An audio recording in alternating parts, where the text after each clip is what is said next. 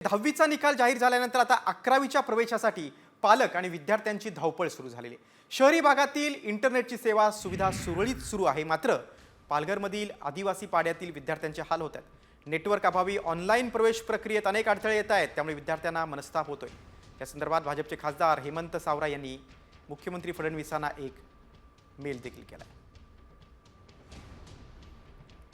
अनेक ठिकाणी आता 11वीच्या प्रवेश प्रक्रियेची धावपळ सुरू आहे, मात्र इंटरनेट सेवेत अडथळे येत असल्यामुळे विद्यार्थ्यांची गैरसोय होते।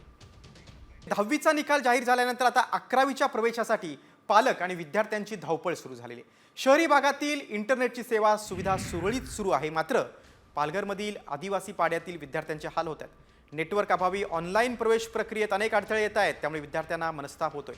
या संदर्भात भाजपचे खासदार हेमंत सावरा यांनी मुख्यमंत्री फडणवीसांना एक मेल देखील केला आहे। अनेक ठिकाणी आता 11वीच्या प्रवेश प्रक्रियेची धावपळ सुरू आहे, मात्र इंटरनेट सेवेत अडथळे येत असल्यामुळे विद्यार्थ्यांची गैरसोय होते।